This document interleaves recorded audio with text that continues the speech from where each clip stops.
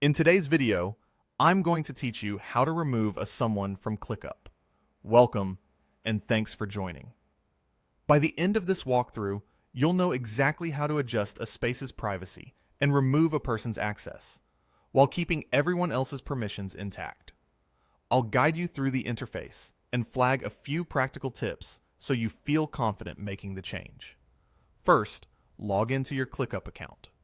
You'll want to use an account that has permission to manage space settings, typically an owner, admin, or a space manager. If you don't see certain options later on, it usually means your role doesn't have access to space-level configuration. So consider checking with your workspace admin before you proceed. Once you're in, you'll land on your dashboard.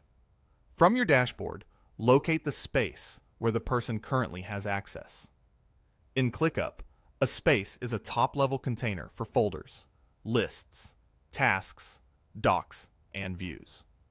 Removing someone from a space means they'll lose access to everything that lives inside that space, but they'll still retain access to other spaces they're allowed to see. This is helpful when you want to limit access to specific work without removing someone from the entire workspace.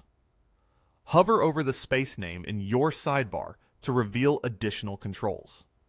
On the right side of that space, click the three dots.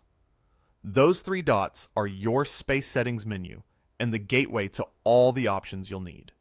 If you manage multiple spaces, take a moment to double-check the space name so you don't accidentally adjust the wrong one.